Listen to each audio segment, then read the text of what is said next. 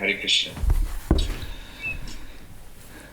Hare Krishna, I'm very, very happy to be with you all on this 4-part series leading up to Chaitanya Mahaprabhu's divine appearance.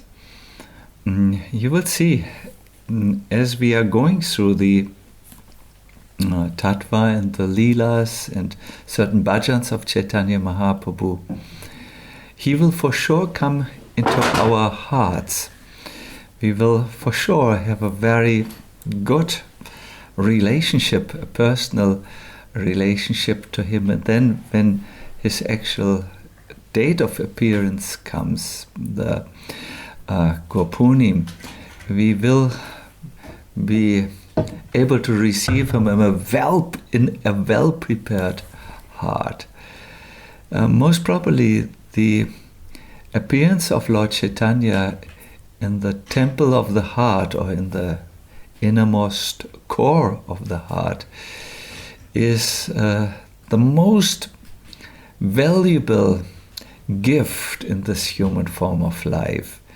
Because, as we will see in this series, Chaitanya Mahaprabhu's role in our life is so absolutely significant to bring us to our next step and ultimately into the spiritual world.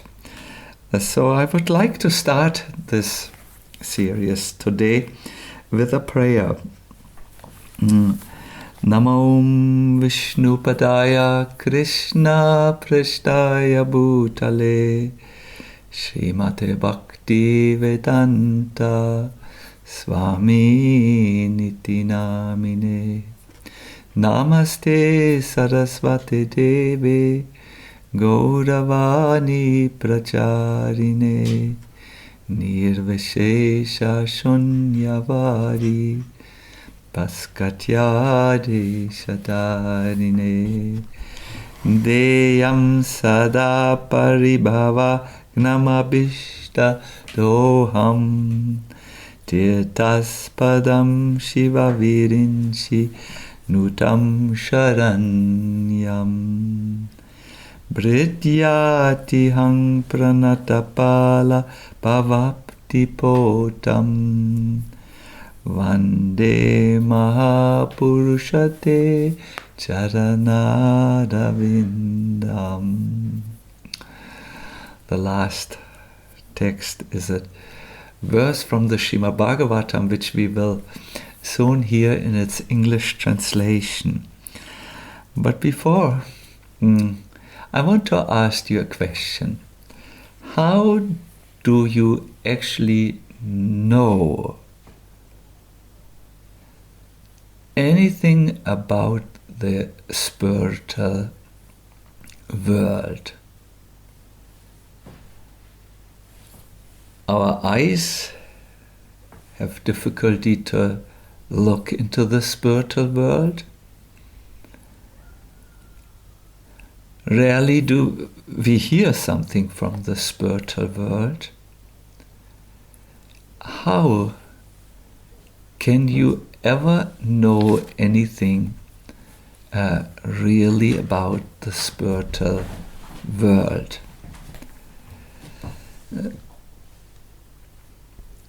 I mean, not believe. Believe is easy. You can believe many things, but we are speaking of knowing. It's a good question, no?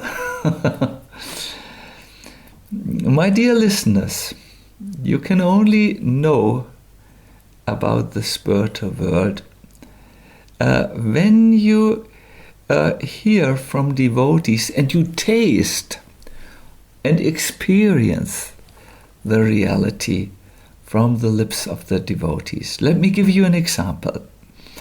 Imagine you come next to a pond where there are very good-sized lotus flowers inside. And imagine further you wish to taste that special honey called lotus honey. Could you go directly to the lotus flowers? would you have the ability to extract honey from there? No.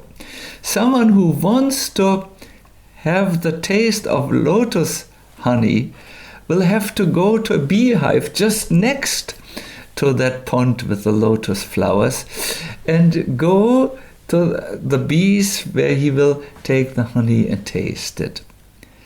Then you know, oh, this is the taste of lotus honey.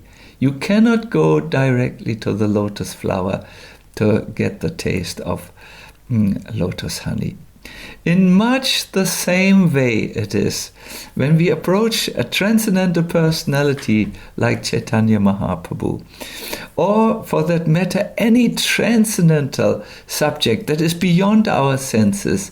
We have to go to the bee-like devotees who know the art of extracting the deep taste and give you thus an experience. There's a verse in the Bhagavatam which says, the Rati Rasa means the taste of a relationship with Krishna can be had only by serving and hearing from devotees. This I wanted to say in the beginning. So as we are now approaching Chaitanya Mahaprabhu, we have to approach him through his devotees. And then we get the taste of the honey of his lotus feet. And then you know, when you taste that ecstatic love or ecstatic appreciation, that is Gauranga. You don't just believe, but you have made the taste. I would like to go today through the writing of Bhaktivinoda Thakur and approach Chaitanya Mahaprabhu and hopefully give all of you a taste of Gauranga Mahaprabhu. Bhaktivinoda Thakur has written a very nice song called Emana Durmati Sangsara Bhitare Padiya Aichino Ami. Here he says that, listen, I have a wonderful message which I have heard from a great soul. He says, Tomara Tarite Sri Krishna Chaitanya Navadvipe Avatara Tomahina Kata Dinahina Jane Karilena Bhava Param. Listen, Sri Krishna Chaitanya has descended in Navadvip to deliver you.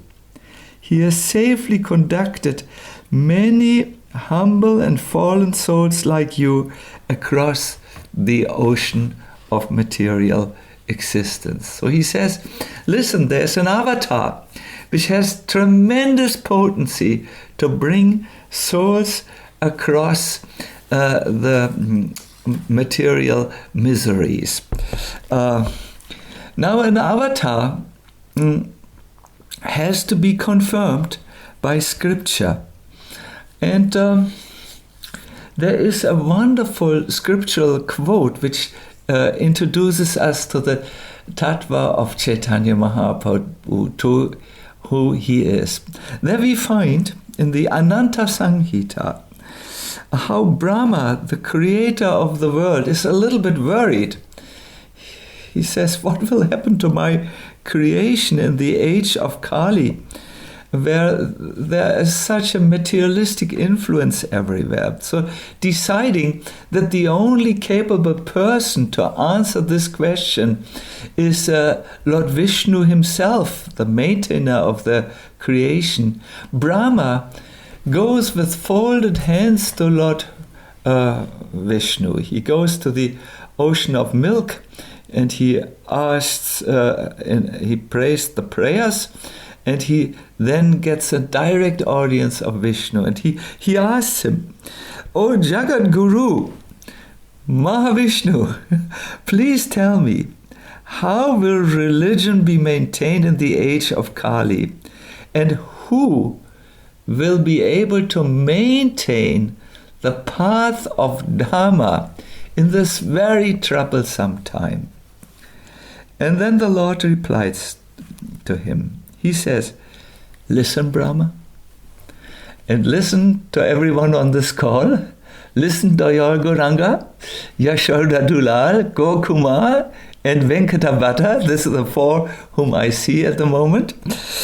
I personally will descend in the age of Kali in the womb of one very saintly lady called Sachi in Navadvip. And I will take all my own associates with me. This is a great secret, however, which is not revealed to the materialists. I will be an avatar as a bhakta, as a devotee, and I will bestow bhakti on everyone who comes in contact with me. Those materialists are deluded by Maya, and they will not be able to understand. Only sadhus or devotees who are devoted to me will know me in truth. And he continues like this. It's a very nice quotation from the Ananta Samhita, where the Lord says, I will personally come in the age of Kali, in the land of Navadvip, in the womb of Mother Sachi, and then I will distribute the most rare bhakti to everyone. And he, in the song, he says, Bhaktivinoda Thakur says, what I will do is, I will bring people to the Bhava Para, to the shore of the ocean of birth and death. Consider material life like an endless, wide, expanding ocean. America is a little dust, a grain of dust in this ocean. Our whole universe is a speck of dust in this ocean. And to cross this huge material world which inflicts upon us the troubles of birth and death and old age and disease, Chaitanya Mahaprabhu invokes the image of a boat. I will become a boat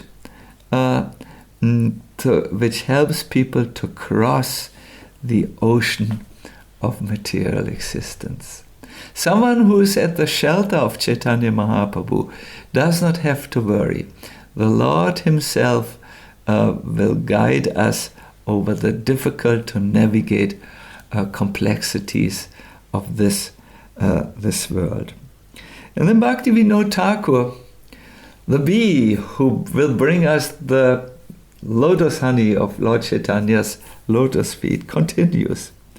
He says, Vedera patigya rakibara tare Rukmavana viprasuta Mahaprabhu name Nadia Mataya Sangebai Avaduta. How nice our culture is. We give knowledge in form of singing. This is very heart elevating.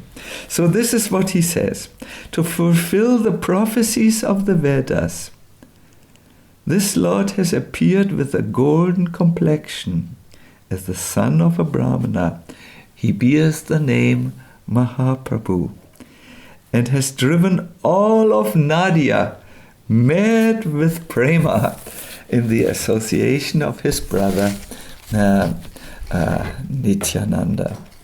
So we are studying the tattva of the truth of Gauranga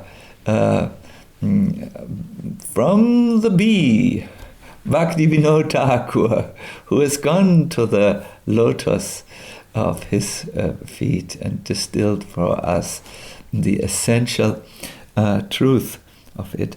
There was a saying, to fulfill the prophecies of the Vedas, he has appeared with a golden form. What are these prophecies of the Vedas?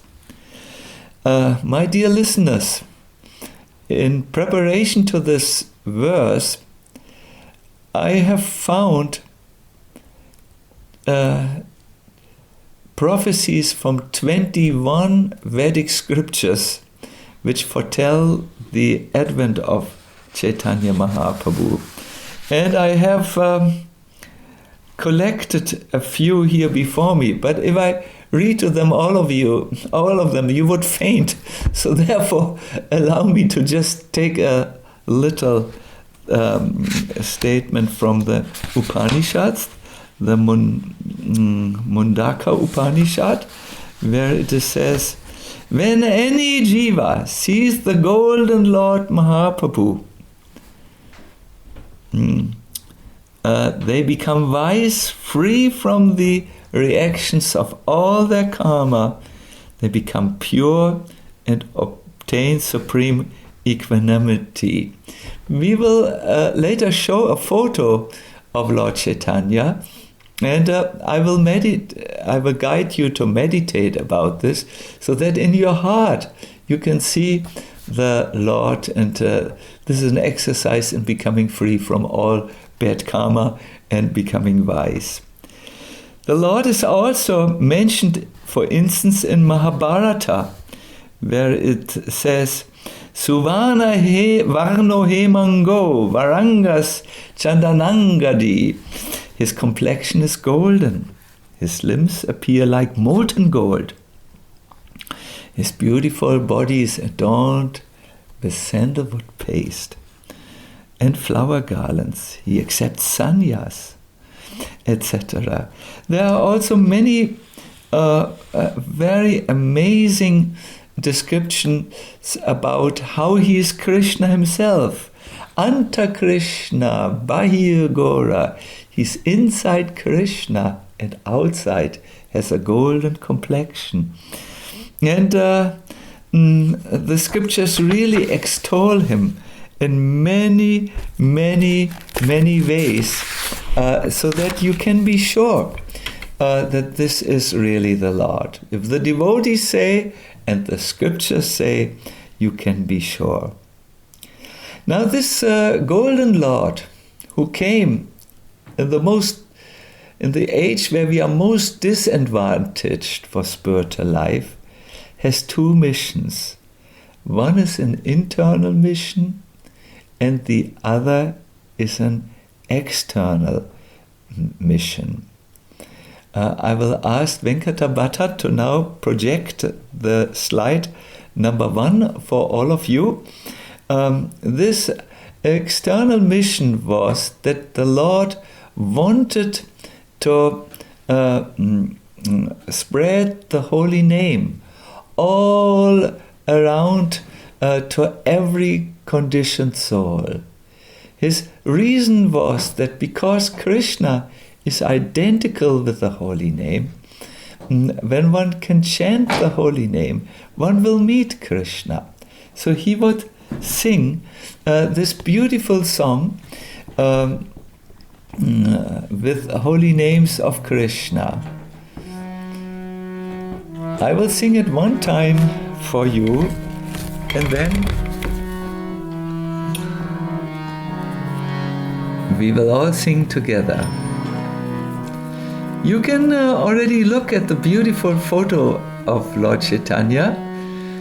Haraye Nama Krishna Yadavaya Namaha Gopal Govindaram Shri Madhusudan. Please sing.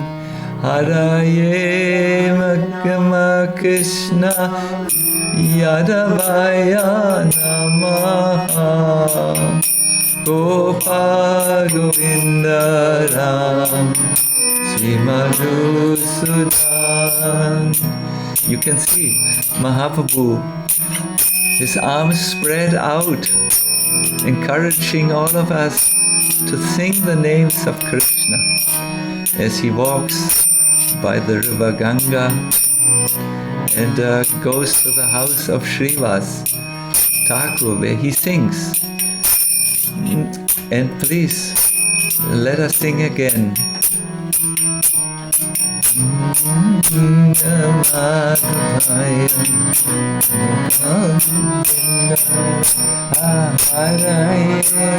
Namah Krishna Yadavaya Namaha Gopal Govinda Ram Sri Madhusudan. Everybody, Yadavaya Namah Krishna Yadavaya Namaha Gopal Govinda Ram Sri Madhusudan.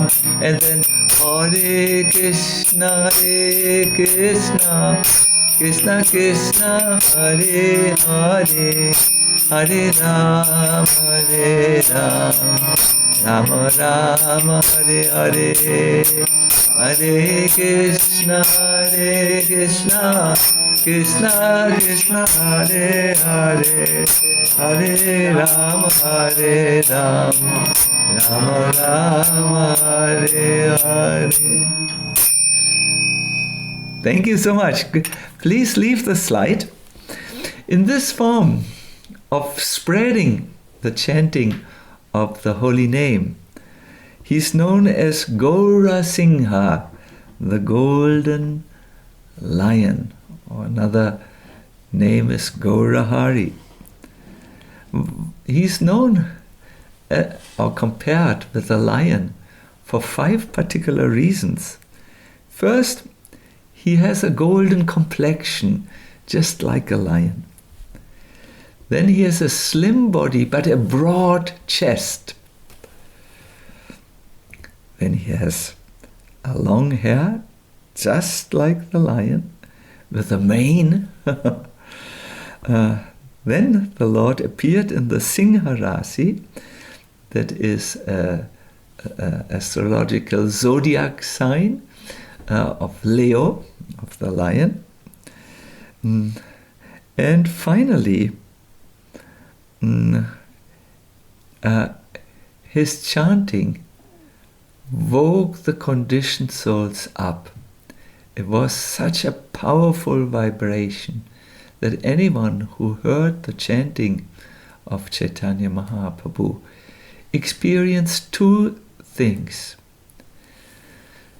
The gloominess of material consciousness, the dark clouds of material consciousness left, and love, genuine love, entered the heart. Venkata, please now with your magical wand remove this slide and put me. Yes, thank you. You are a true magician, Venkatavata Prabhu. Yes, his chanting was not ordinary chanting. Rupa Goswami speaks about Chaitanya Mahaprabhu. He says, Hari Sundara Duty Sada Hridaya Kandare Spurato Va Sachinandana. He says, this incarnation is special. I wish that he may appear in the cave of your heart, and by his loud and ecstatic chanting of the holy name, drive away the elephants of sin. Imagine this imagery. There's a huge cave. Here in Europe we have caves which are as big as the Notre Dame, means huge churches. And sometimes in India, in such big caves, the elephants take shelter. Now imagine a lion comes into the cave and does his roaring. If the internet wouldn't be so limited, I would roar now for you, but maybe internet would fall into pieces when they hear a loud roaring of even someone who attempts to roar like a lion. But when a lion really roars, even the powerful elephants will flee, especially if these elephants are in a cave and the lion enters the cave and does his roaring there. It's so loud and so intense. So Chaitanya Mahaprabhu, a lion like chanting of the holy name, would have that intensity that everyone who would hear it would experience that even the gravest bad habits, the most severe sinful reactions, who were as big as huge elephants, would run. Therefore, Rupa Goswami speaks this blessing. Sadar Hridaya Kandare. Hridaya means heart and Kandari means the innermost chamber or the cave of the heart. Spurata, may there be an appearance of the son of Mother Sachi, Chaitanya Mahaprabhu. This is the great blessings of coming in contact with Chaitanya Mahaprabhu. But, my dear devotees, Chaitanya Mahaprabhu had also an internal reason to appear. And perhaps when we study this internal reason, it will be most easy for you to understand the truth of Chaitanya Mahaprabhu. In going back to this internal reason, we will have to go back to the spiritual world, Goloka Vrindavan. There in the spiritual world is an unique atmosphere. Krishna is the only center of everyone's full attention. In Vrindavan, everyone is Krishna's devotee and totally fixed on him. With their eyes, they want to see Krishna. With their ears, they want to hear Krishna speak or hear his astounding flute play. With their smell, they want to smell Krishna's fragrance, which is that of a lotus flower and a little musk smeared on it. With their touch, they would like to touch Lord Krishna in the various relationships as sakhas. They want to wrestle with Krishna. The parents want to embrace Krishna. The gopis, headed by Srimati Radharani, want to experience Krishna completely with the taste of, the sense of touch. Everyone in a way is like ghostly haunted. With this I would like to express, to the exclusion of every other thought, people, the residents of Vrindavan, are focused on Krishna. We can hear that, we can learn about this when Gop Kumar enters the spiritual world and enters Vrindavan and sees the people. They do physically the things they do, like cleaning, but they are totally absent-minded, as if their mind is with someone else. The whole town of Vrindavan is only able to think of Krishna while they wait for Krishna. In the morning, Krishna leaves with his cowherd friends the village of Vrindavan and leaves a village, a whole village, all the residents of Vrindavan. They extend by far the numbers which can fit in a village. It's uncountable numbers of residents.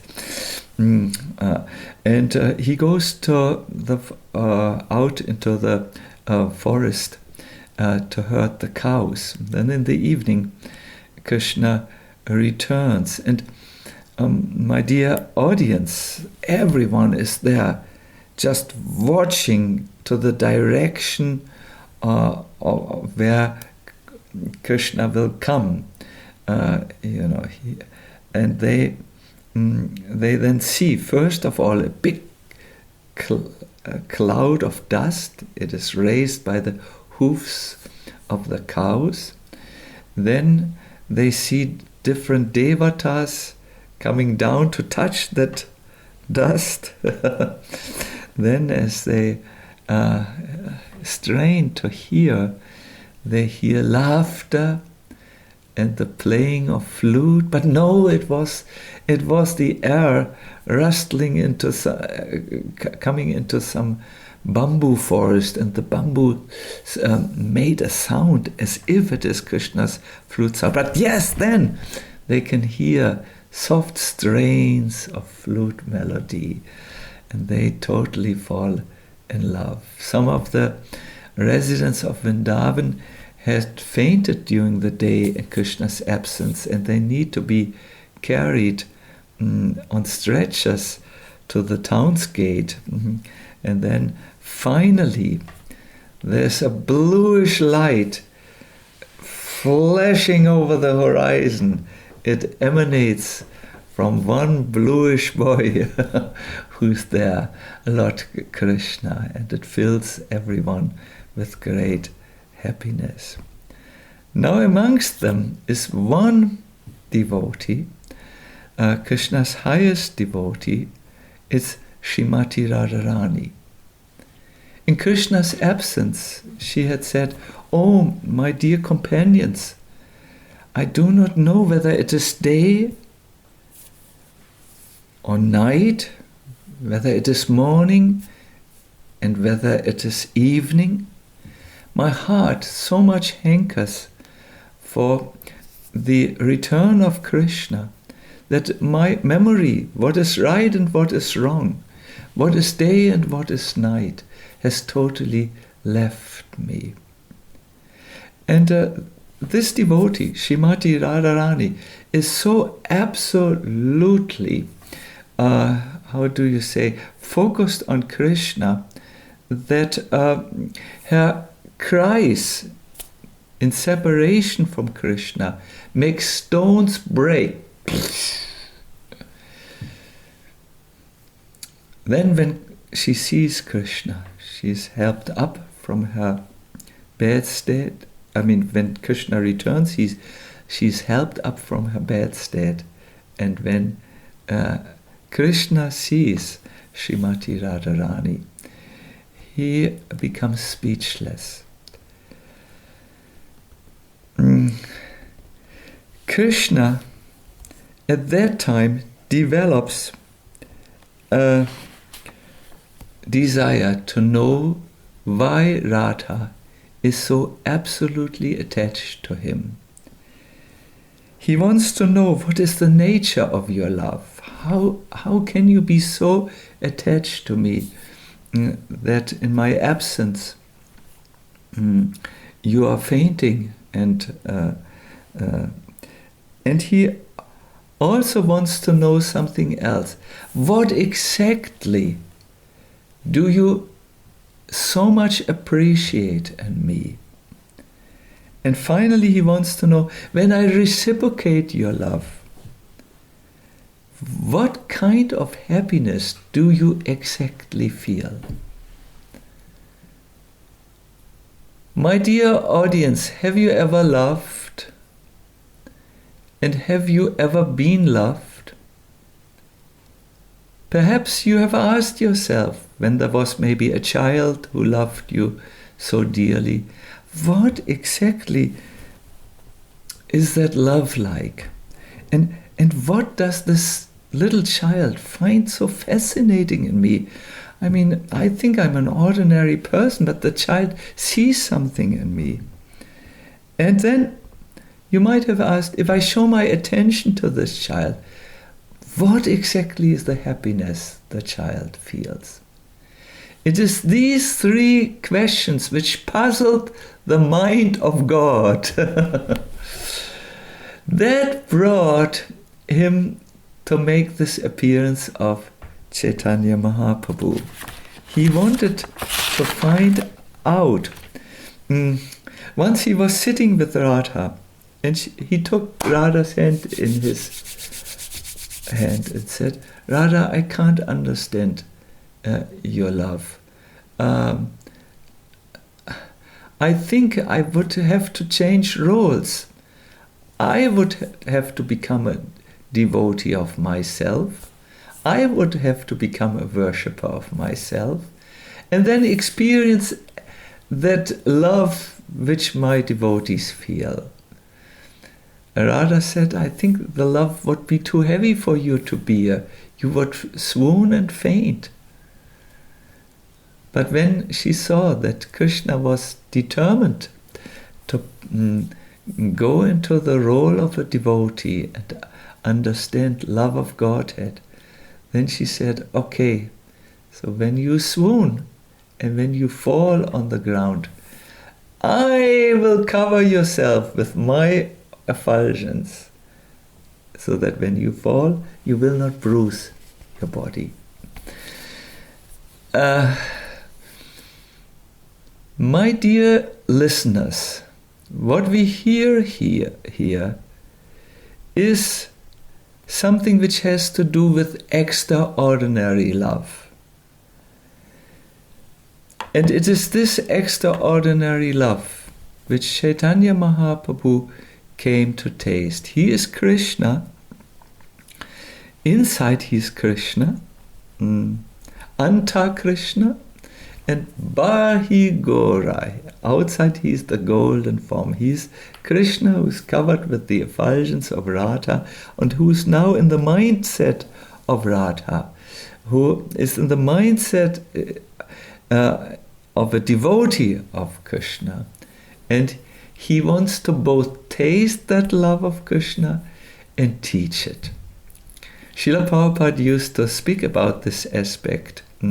He said, when a teacher sees that his students are a little slow in learning, he himself will act like a student and write A, B, C on the blackboard, thus showing what the students should learn to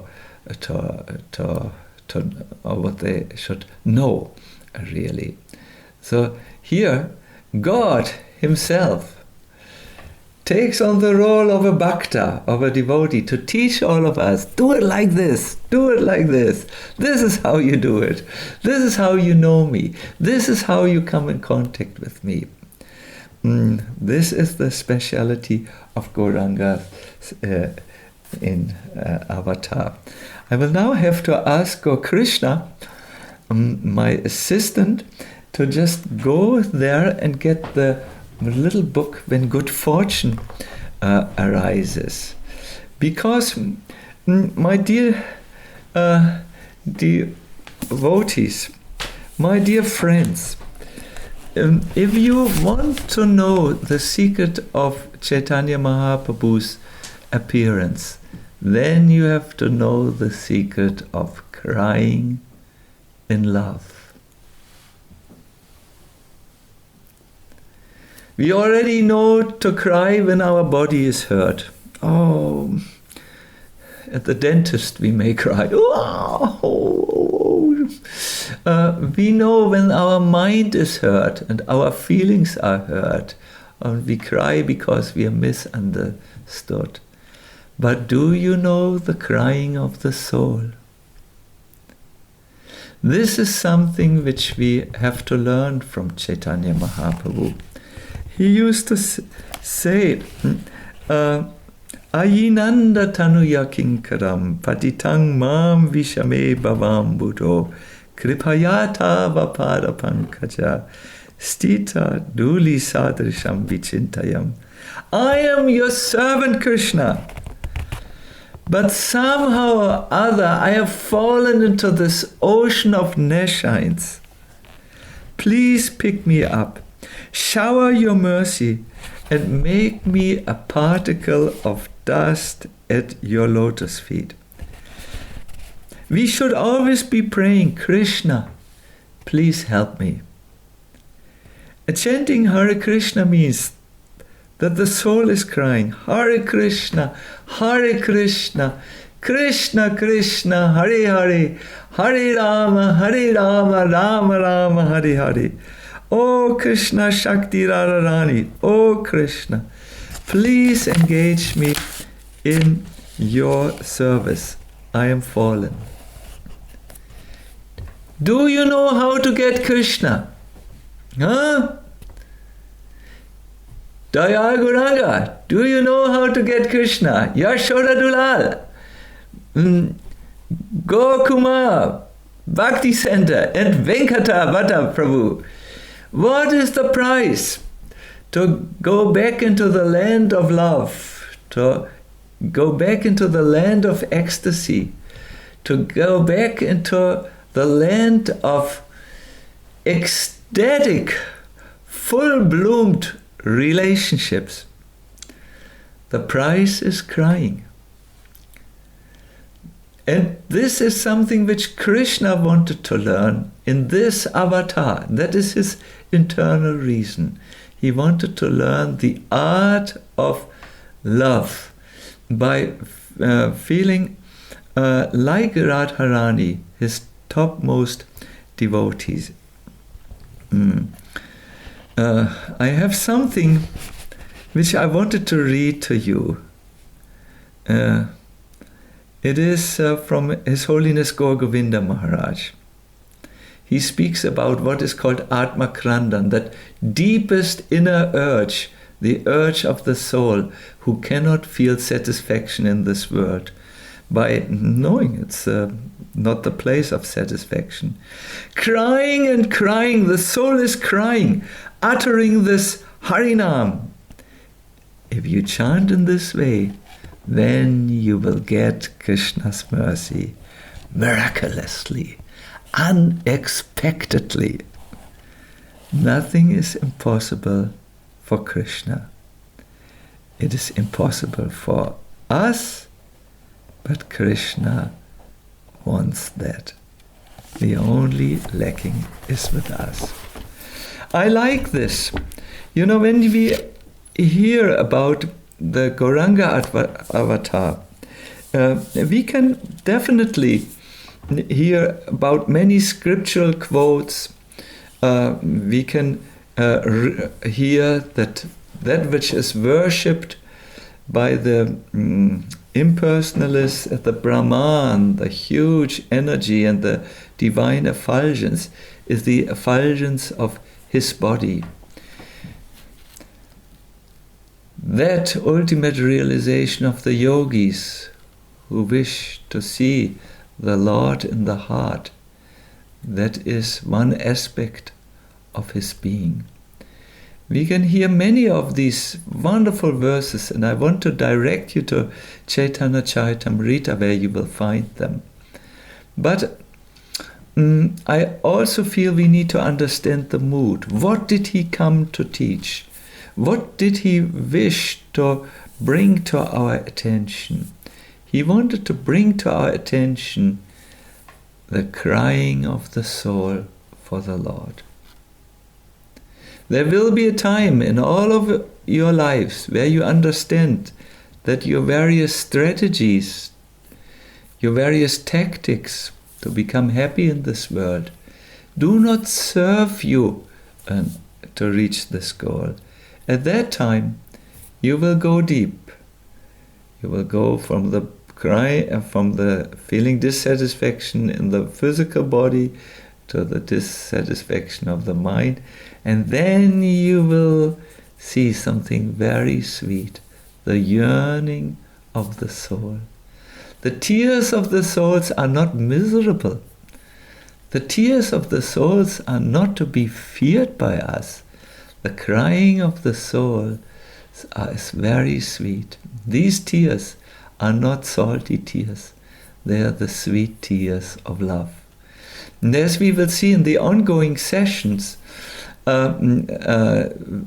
will see how Chaitanya Mahaprabhu did in this mission, twofold mission, to bring love of God to all the souls of this world, and to at the same time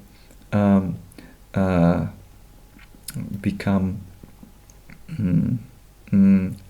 relish the deepest ecstasy of love. I want to now ask our magical computer expert to put the image of Mahaprabhu, without words, just the image. Yes, thank you very much. Maybe you can make it a little bigger. Thank you very much. I want to now guide you into a little Gaura Lila meditation or contemplation, you could say, not Lila, Gaura meditation. I want you to please sit straight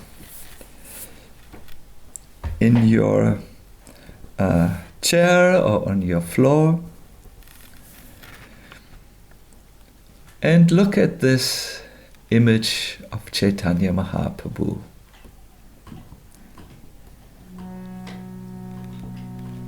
We have heard in this lecture so far that he is a prophesied avatar who has appeared according to the foretelling of the Vedic scriptures.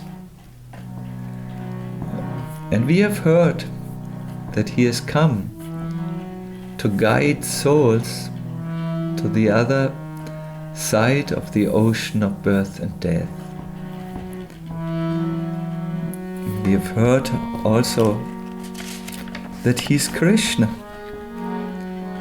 who gave up his flute. He's Krishna, who gave up his tilak and took to a tilak of a bhakta. We heard that he is Krishna, who gave up his threefold bended form to become straight.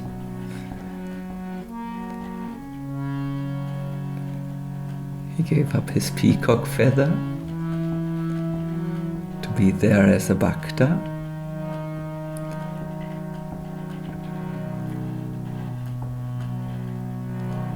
Look at the beautiful image of Chaitanya Mahaprabhu. Focus.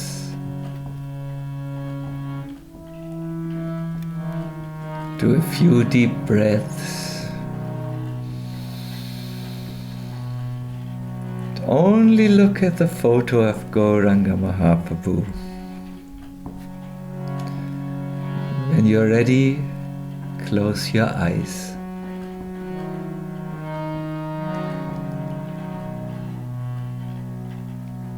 Chaitanya Mahaprabhu is the incarnation of love.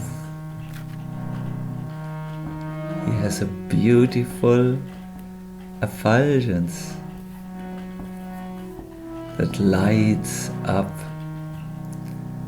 the innermost chamber of the heart. His eyes are constantly filled with streams of love, and he sings the holy name.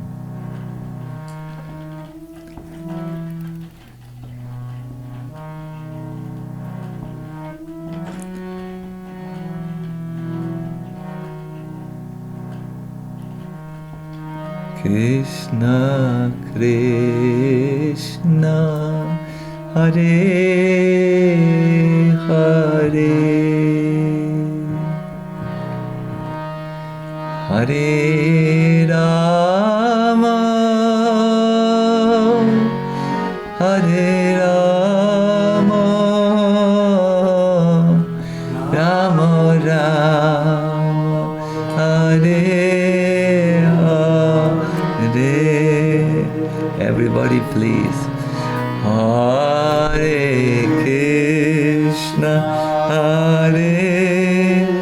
Krishna, Krishna Krishna, Hare Hare, Hare Rama, Hare Rama, Rama Rama, Hare Hare.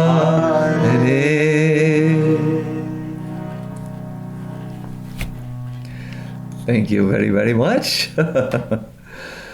There's one last thing which we want to do today, one experience-oriented thing. I will request our computer magician to put on the last slide. You remember, Brahma came in the outside, in the outset of our discussion to Vishnu. He was clearly worried. What will be the state of the world? And here the Lord said, I will personally appear in the world. And at that time, I will be known by the following names. And then he gave a list of names, which you find at your computer screen at the moment. And he said, anyone who chants these names will develop devotion unto me. So I will say these names and I request you to chant them after me.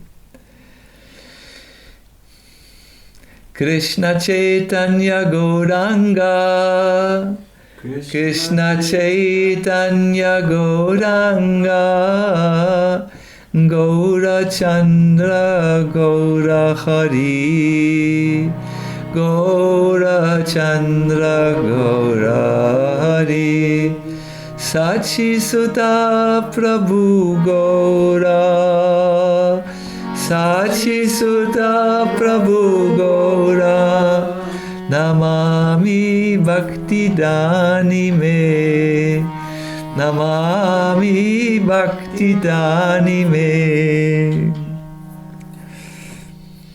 I will be known as Krishna Chaitanya, as Gauranga, as Gaura Chandra, as Sachi Sutta, as Mahaprabhu, as Gaura and as Gaura Hari.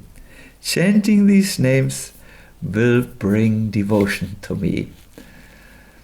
I thank you very, very much. This went very well with the computer and all.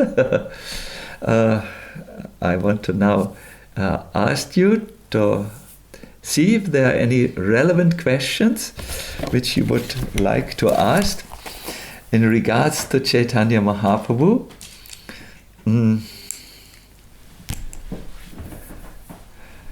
I think Yashoda Dulal, Prabhu, you would be the one who has the questions. Is that true?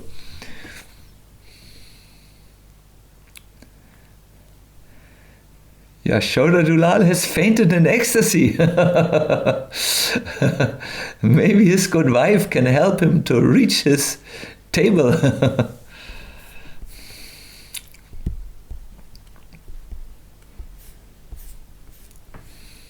Yeah, here you are. Haribol Yashoda Dulal. Krishna Maharaj, I had a little bit of a computer glitch. So thank you so much for this wonderful meditation on Mahaprabhu.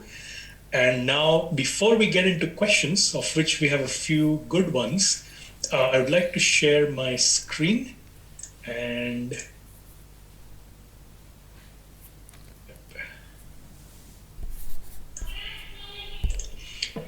okay, so I am now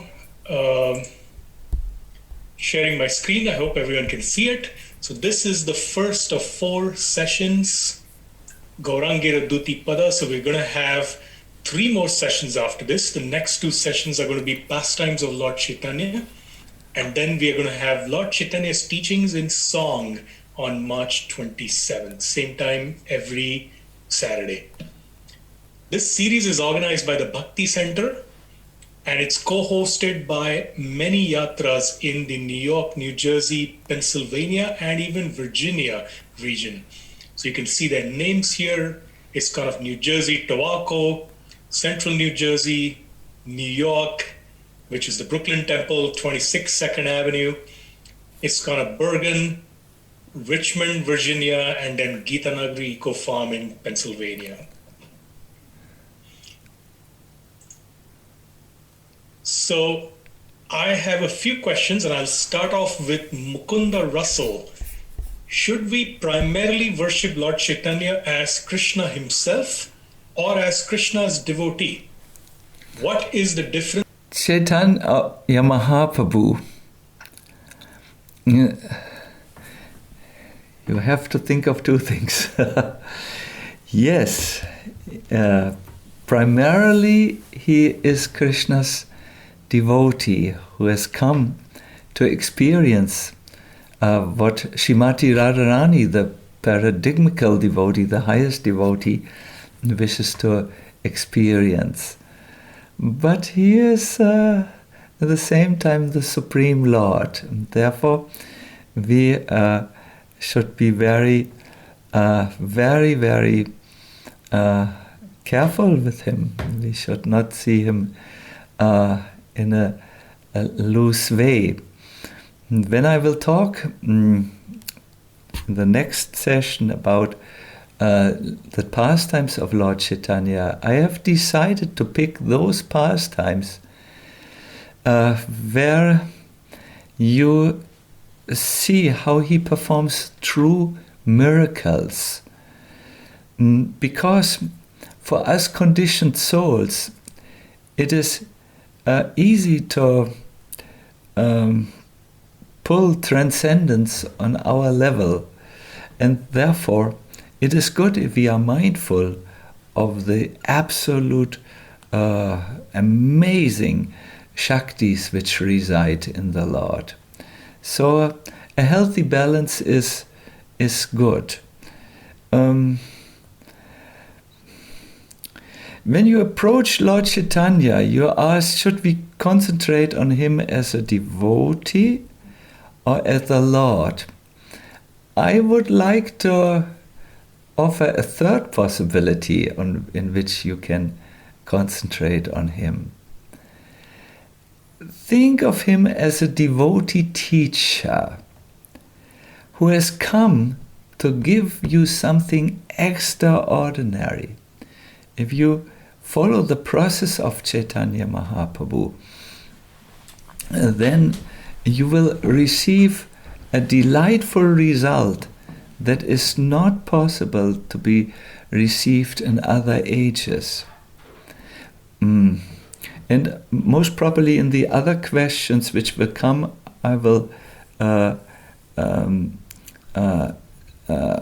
highlight this a little bit more. Yes, this is my answer. Okay, thank you, Maharaj. So the second question is from Manasi Ganga Devi in New Jersey, and then we have a couple of questions on crying after that. So the question from Manasi Ganga is how to overcome that fear of losing something when one is attempting surrender.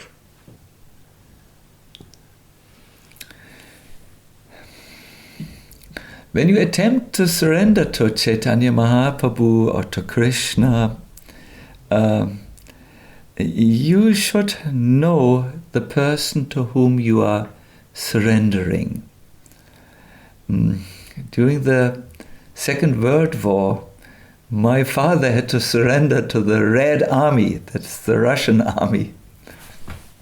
They would come out, they would drop their machine guns, the German soldiers, and come out.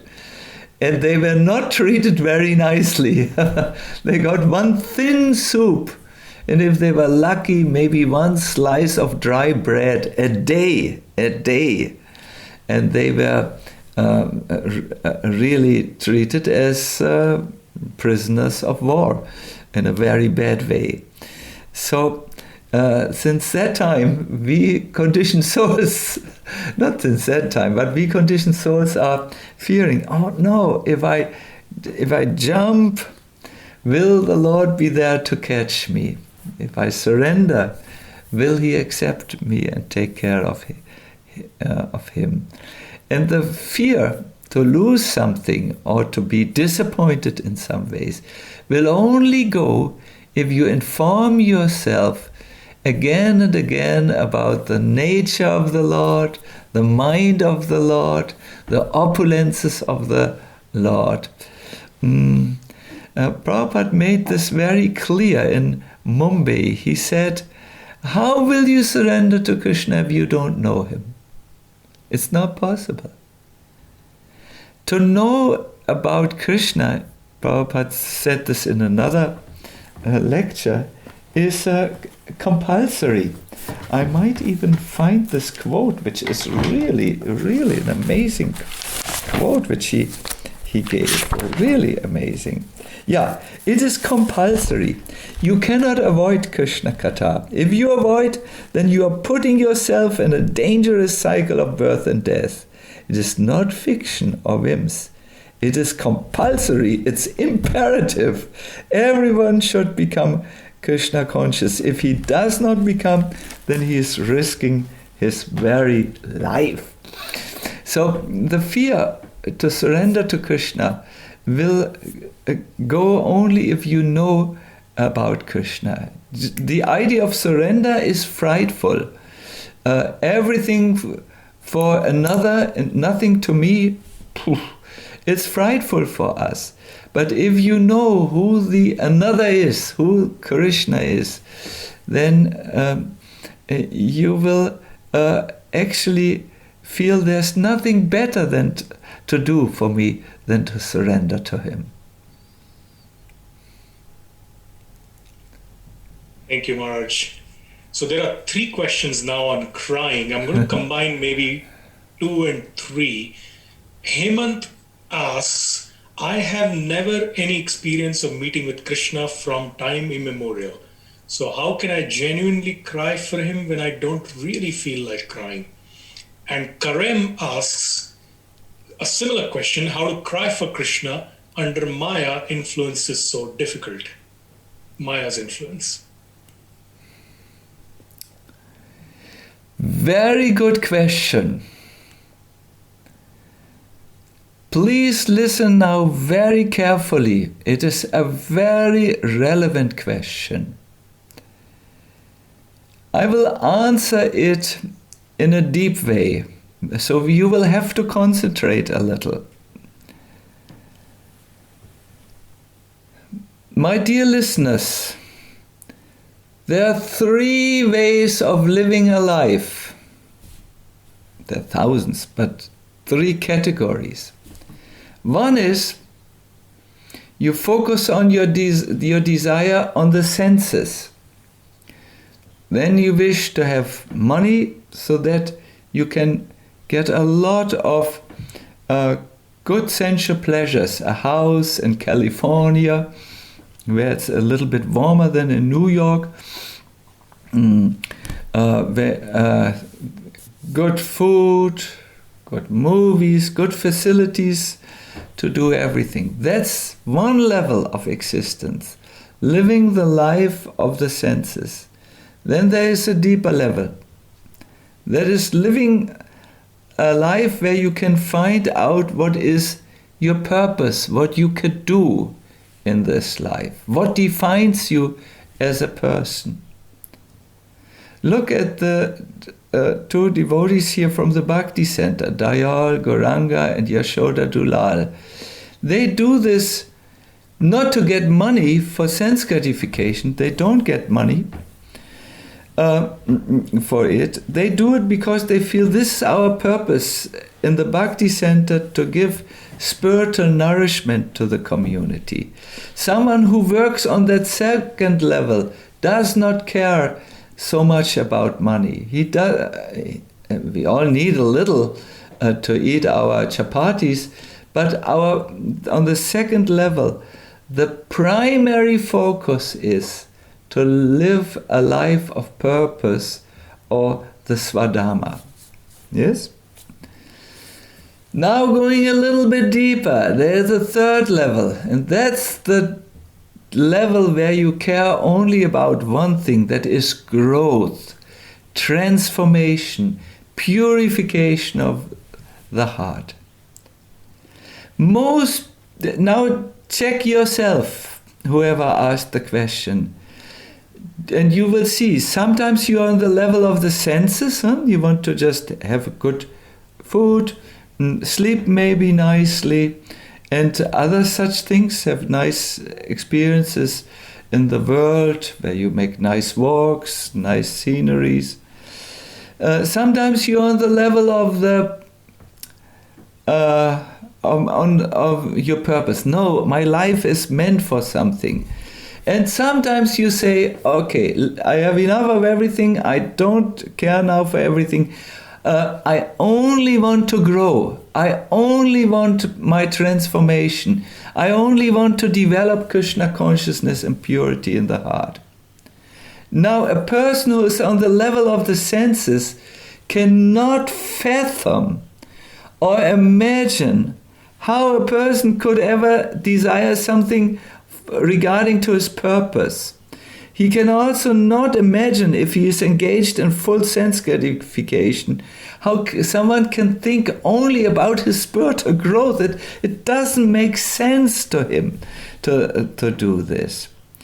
This is the same thing, this holds true. Also, when you think about crying for Krishna, when you are on the level of the senses, living a normal life with sensual perceptions, or when you just think, what is my purpose? I know a devotee from our Pandavasena who understood, my purpose is to distribute wisdom, and he became famous as Mr. Jai Shetty. Perhaps you have heard, you can find him on the internet. He's one influencer, because this idea of finding his purpose and living in his purpose was so strong. He focused everything on that and did austerities to reach that. And then you find also people who went to Vrindavan, devotees who just sit there and chant 64 rounds, because for them this crying of the soul, the desire of the soul, has become so much in the foreground. You will cry for Krishna, my dear devotee, my dear doubter, my dear skeptic, when you change your level of existence, when you come to the level of the soul, when you start thinking, no, there's birth and death, where can I find shelter? And everyone has this. When my father had come back from the Second World War, and after some years he had a family, and then I was born, he said to me one day, son, I entered the war as an atheist, and I came out as a believer. And then he told me that he had seen that when for the soldiers the reality was torn into shreds, I'm speaking of bomb explosions, when they lost their cameras, then they came to the deepest level and said, please, my Lord, save us, save us, save us, save us. They have a saying, im Schützengraben gibt es keinen Atheisten. It's good to learn a little German, little, not much. In the trench, war trench, or what is it, war ditch, please, is it, Dayagoranga is, what? The war trenches. In the war trenches, thank you, Yashoda Dulal. In the war trenches, there is no atheist. The same holds true, by the way, for the scientific exploration of this world. It said, when you drink a little from the cup of science, just a little, you are an atheist. When you understand science, explore the world a little bit. But when you empty the cup of science, you are becoming a believer. You understand there's the Lord behind everything. Why can we not cry for Krishna? Because we are shedding our tears for everything else. And if you want to learn to cry for Krishna, I recommend you go into a 24-hour kirtan. Sit there. Don't remove yourself. Not even if your mobile telephone has an interesting WhatsApp message. And stay. And at the end, at the bottom, you will come to the level of the soul, where you will urgently request him. My dear devotees, I confess to you that I'm also not always in the mood of this urgency for Krishna. As a preacher, I see, there's so many interesting things. Can you imagine, we just a week ago, we got a huge donation for one of our projects, and now we can do this. And so I'm also occupied. But I try to make one point when I sit down to chant my japa. I follow the process of Mahaprabhu and just focus on Krishna and call out for him and longing. And as I do this, Hare Krishna, the consciousness gets deeper and deeper and comes to the level of the soul. And the soul has this natural appetite and natural desire to cry out for Krishna.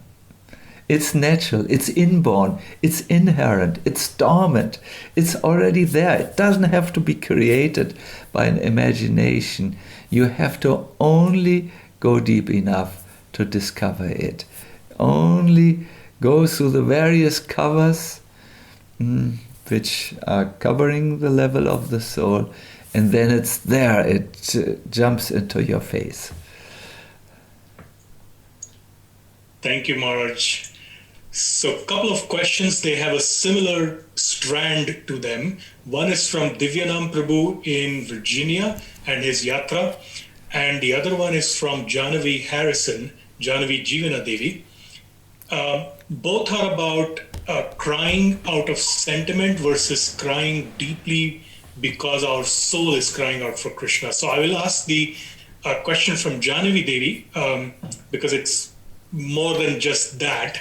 Sometimes we've heard that we should assume that tears in bhakti may be immature or sentimental. For instance, when we are hearing pastimes of Radha and Krishna, because we have not yet developed a depth of devotional feelings yet. So therefore, we should be wary to cry or perhaps try to hold it back, is what we have heard. Is this different when it comes to Lord Chaitanya? Hearing about him is so enlivening, and it brings so many tears of relief and gratitude. So can we simply appreciate this and let our emotions be expressed, whatever the cause may be?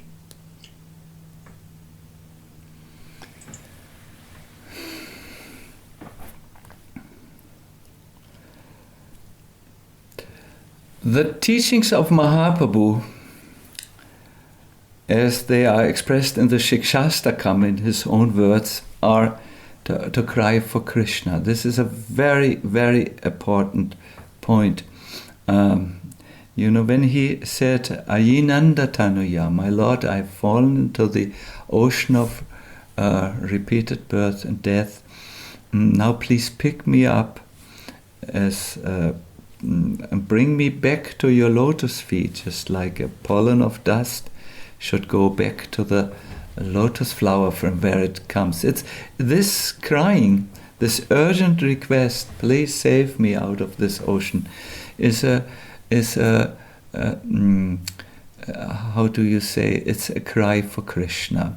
This is when we hear about the other tears, where sometimes we are not so much encouraged in this direction.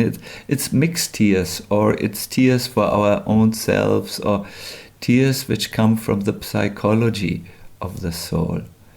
From our needy psyches.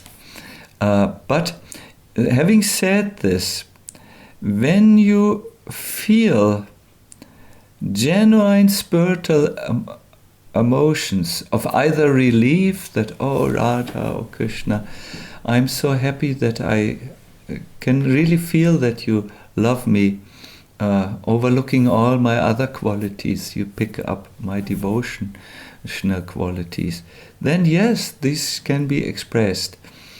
Now, to make sure that they remain in the right way, a devotee usually does not express his tears, how do you say, outside, to the outside world. I do know, I have seen Prabhupada twice crying ecstatic tears of love of God. And he was clearly overwhelmed. He could not continue to speak. He would sit there in samadhi and the tears would roll down his face. And I do know that he did not do this often because, it's difficult to trust our mind. And our minds are so many, let us say, so many sanskaras, and so many minds are in one mind.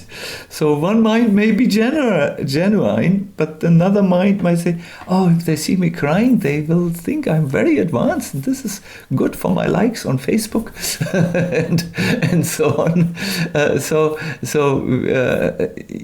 Therefore we have to be careful. I would like to give you an analogy, all of you. Something from my own experience.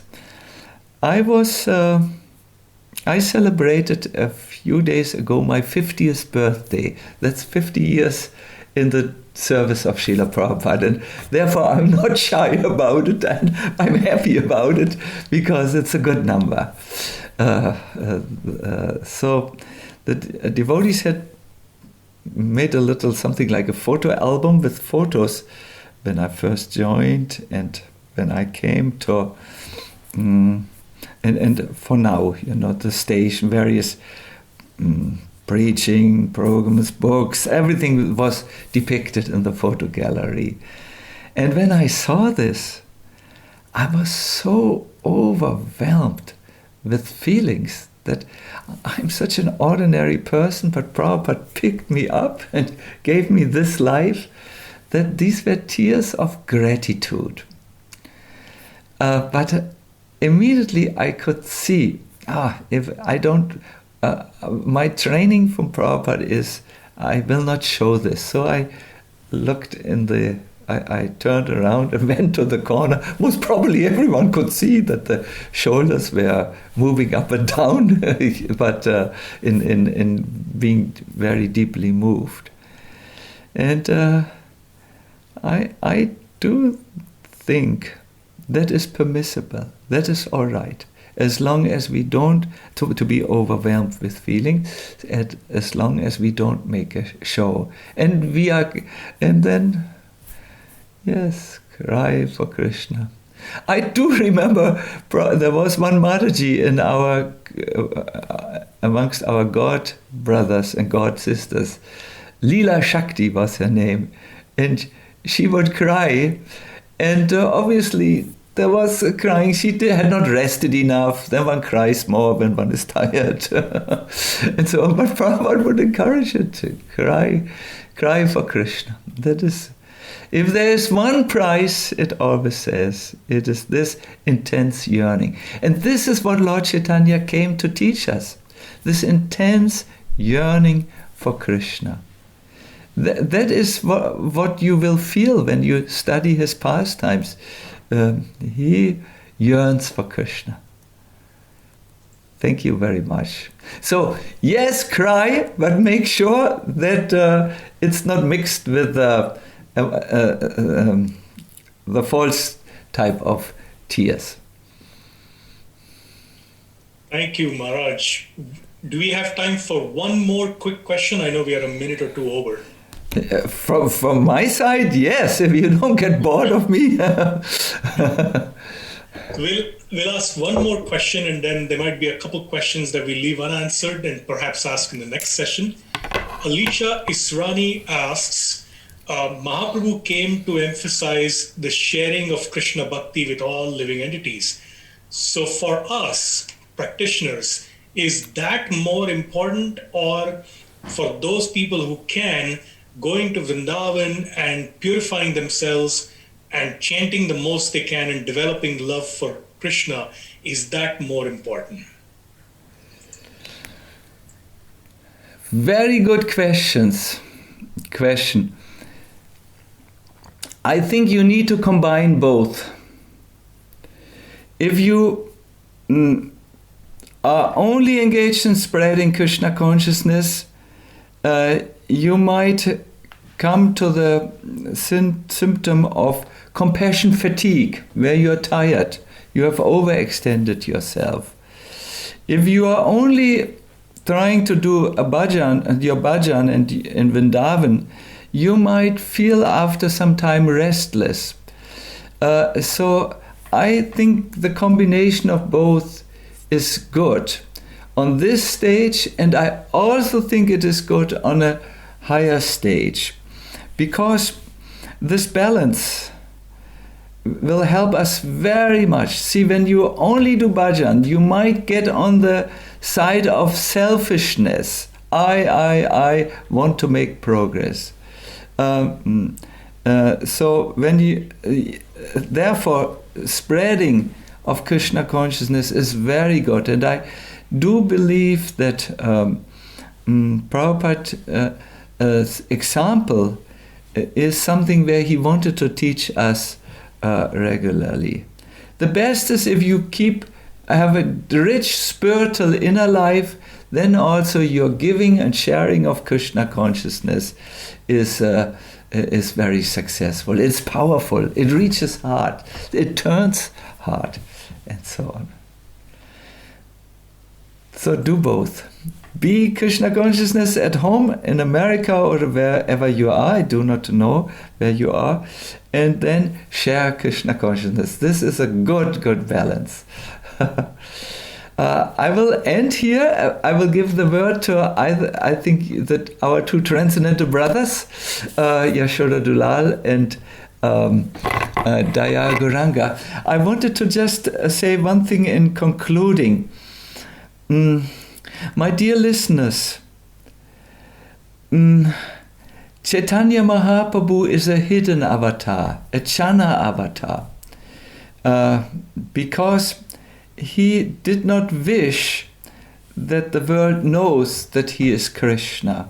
He was hiding his Krishnaness in Bhakta. And therefore, the world does not often know so much about him. To know him and to love him, therefore, requires that we hear more about him. And I would suggest you to make a serious investment in your relationship with Chaitanya Mahaprabhu at this time by reading about him, hearing lectures on the internet about him, filling your consciousness with him. I think this is a good preparation for his Divine Appearance Day. And then you can be more Gauramayi. Gauramayi means absorbed in your thoughts in Lord Chaitanya. I also wish to invite all of you to participate in this series.